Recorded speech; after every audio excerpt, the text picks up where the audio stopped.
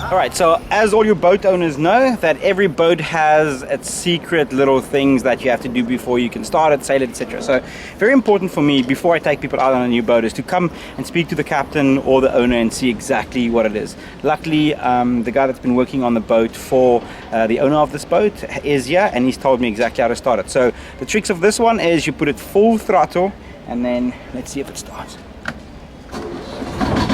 Yes, baby. And then I put the throttle back to neutral. Yeah. Okay, so now you know. So that you don't, the day that you go sailing, scurry around and don't know what's going on with the boat. So it's cool. It's a little fast boat. She has a racing rig on it. She doesn't have a backstay that's a secure backstay, so a fixed backstay. So we can tighten it as we go close haul, and we can loosen it a little bit. Yeah, very happy with her. It's going to be fun.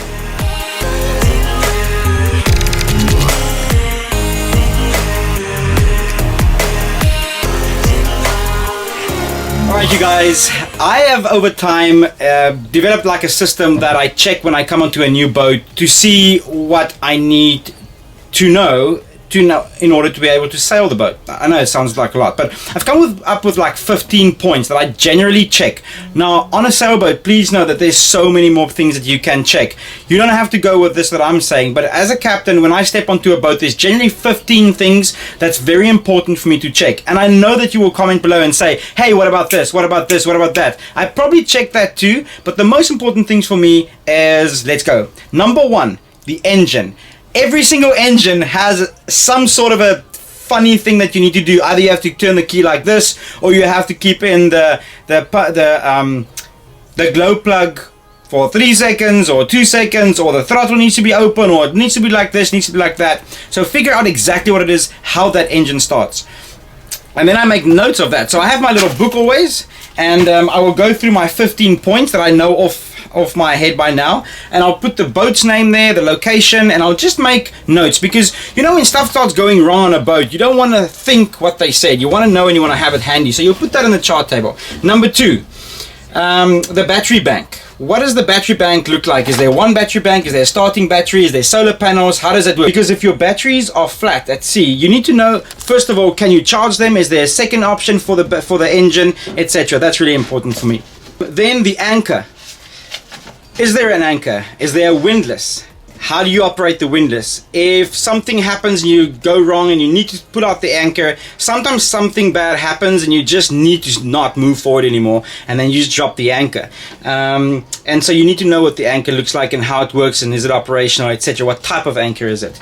Then through holes. Where are the through holes? If you start taking on water, you want to know there's one forward, there's two aft, they're on port side. I make myself some notes here. There's 3 through holes on this boat. There's one forward for the head, there's one for the engine aft port side, and then there's another one port side for the little galley. So I know if there's water, there's only 3 points that can come in. Then navigation instruments. Does it have navigation instruments? Are they calibrated? Are they set up correctly? I check this one is perfect. I check the wind instruments, I check the position, I check the charts, and the navigational charts of the Raymarine is looking perfect. It also links up with the VHF, so if we're in distress, we press the distress button and it'll send you location straight away. Okay, bear with me, I'm almost there. Then fresh water. Very important. Lost at sea, you need water, okay? So is there fresh water on the boat? Is it drinkable? I asked the question, he says, I don't know. So now I know I'll bring fresh water to the boat, lots. At least 2 liters per person per day. Okay, we're only going to go out for 1 day, so 2 liters per person is more than enough. The head.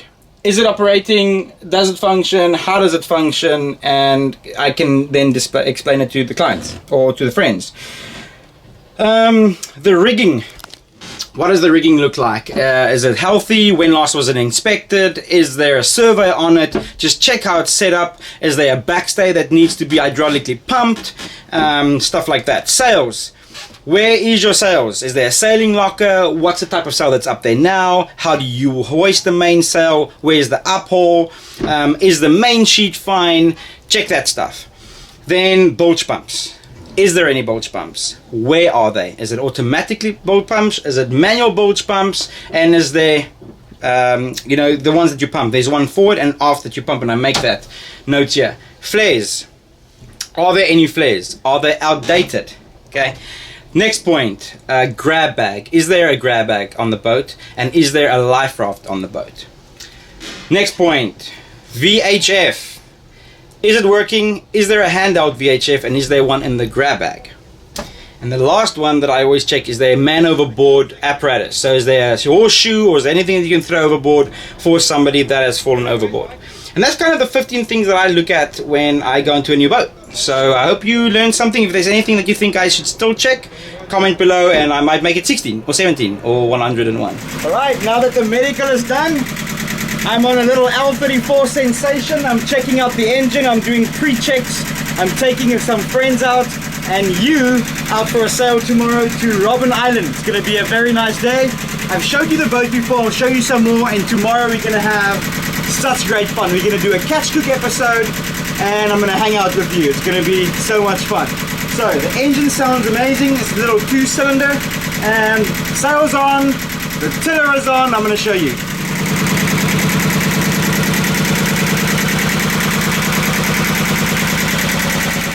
Okay, so there was a problem with the main sheet and it seems like we got a new Harken block here.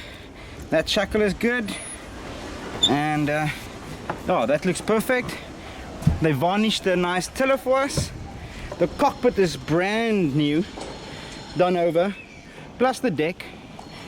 We have 8 sets of sails, autopilot right there, 2 self-tailing winches, primaries, there's only 2.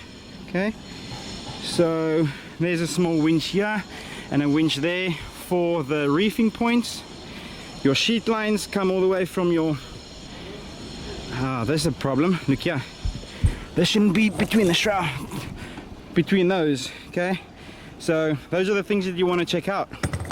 That sheet line has to come all the way around the rigging. See the other side, yeah, somebody did it there as well, so you just wanted to go around the rigging. I don't like it that it's going through there. We can also move that block a little bit. Okay, what else can we check? The sail, it's not flaked very nicely on top of the mast. That's okay, I guess. There's the uphaul. Alright, check that. Let's check the bowlines. We're happy with those bowlines. Oh, it looks good. That one looks good. Okay. Alright. What about the roller furler line? Let's follow the roller furler line. See where it goes. Okay, it goes through here. And it's this one. Okay. So now we know it's the little white and blue one. So always try and familiarize yourself with the boat before you take out a new boat. Every single line, maybe make a note of it, have it in the cockpit, which line is which.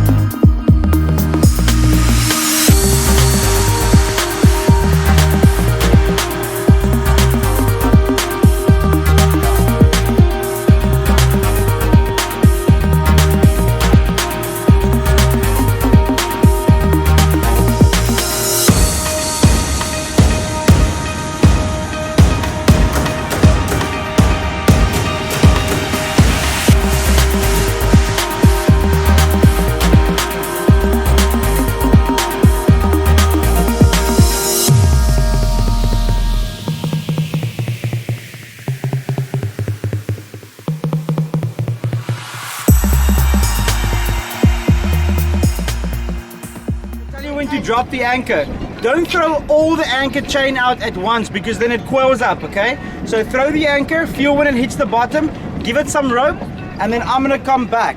Okay, and I'm gonna set the anchor. I'll tell you exactly how much chain to put out. Okay, I'll tell you when.